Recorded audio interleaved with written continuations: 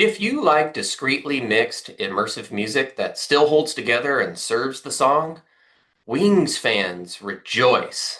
And keep watching for my gut reaction to the Atmos remixes of some of the most classic rock tracks ever recorded.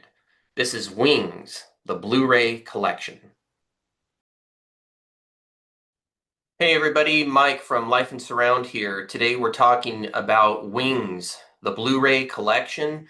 This is 32 tracks, lossless, high-res, stereo, 5.1, and Atmos. This is curated by Paul McCartney, mixed by Giles Martin and Steve Orchard. This is the same team that has remixed into Atmos Band on the Run and Venus and Mars. So they are a proven entity, and they have delivered here a disciplined and respectful immersive mix that maintains and honors the vibe of the original material, stays balanced and natural sounding, while providing constant immersion and plenty of surround wow along the course of this immaculate collection. So let's talk about fidelity. I had this Atmos mix absolutely cranked for all 32 tracks. I had the bass absolutely bumping, slamming. I could feel it in my body, and yet the mids and highs remained pleasant. And everything seemed very well balanced. A lot of times when I bring an Atmos mix up to where the bass is really effective on my system, by that time, stuff panned into the immersive surround field can just be like overwhelming. And in this case, this is a super well balanced, amazing sounding mix. The mix, the mastering, all work for me. I bring this thing up to absolutely thundering levels, and it delivers punchiness, but pleasantness. And I'm super impressed with how disciplined this mix is. It stays discreet and immersive while avoiding gimmicks, and it always serves the material.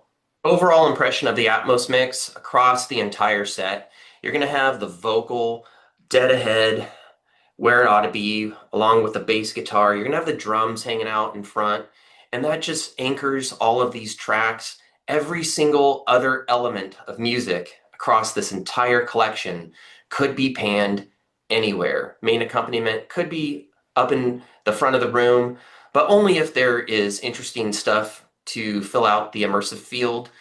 These guys obviously care about immersive audio and had a good time with this album while remaining faithful and respectful to the source material. The immersive audio field can host strings, synthesizers, percussion, hand claps, background vocals, guitar parts, reverbs, and other ambient effects. We get ping pong panning, we get active panning, we get static panning. You get a little bit of it all in this collection, and it's all super well done.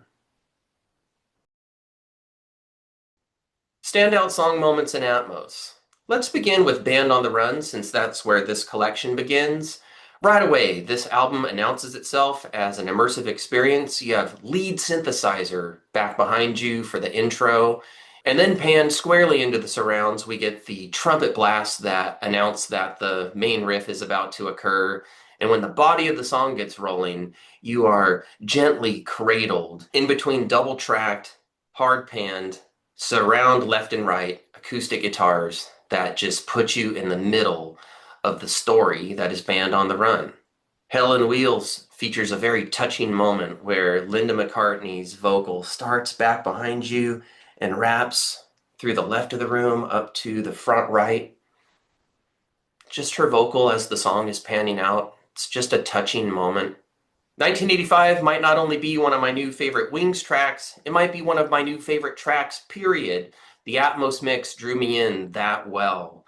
For the main band section of the song, you get that funky piano part anchored right up front, and then when everything cuts out, it's replaced with this giant church organ, and filling out the rest of the immersive field, you have a choir of Wings vocalists like all around you. It's a cylinder of choral sonic bliss. It makes it sound like 1985 was meant for Atmos. The same can be said for Live and Let Die, which gladly receives the cinematic treatment it deserves, being an epic style track. Particularly, the strings make effective use of the heights, and the song comes packing all the dynamics that it needs to lure you in and then hit you with those dramatic, punctuated stabs that make the track so memorable.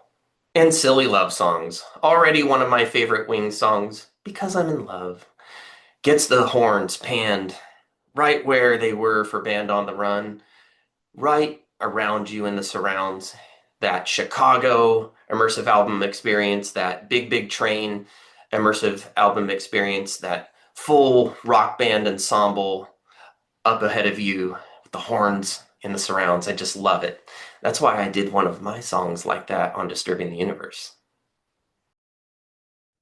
Let's talk value. I believe this release represents a significant value with one little nitpick. It comes in this cardboard case, and I don't mind that so much. Takes up less room on the bookshelf. But if you're going to release an audiophile quality format for an A-list artist, A-list material, at least include a poly liner for the Blu-ray so it's not sliding against cardboard. Ugh, just like, ugh, just hurts. A well thought out, concise book. It's got a Blu-ray that is packed with lossless high-res stereo 5.1 and Atmos. It's a standalone Blu-ray, so you don't have to buy a box set and discard or ignore a whole bunch of stuff that you don't want just to get the one disc you did. So I think this is just a fabulous release. I can wholeheartedly recommend Wings Blu-ray Collection if you are into lossless high-res stereo, 5.1, or Atmos. Go ahead and grab this while you can. And don't forget, if you like what I do, to like this video, subscribe, ring the notification bell, comment, and I'll see you in the comments. I appreciate all of your support. I appreciate you watching. And until next time, live life in surround.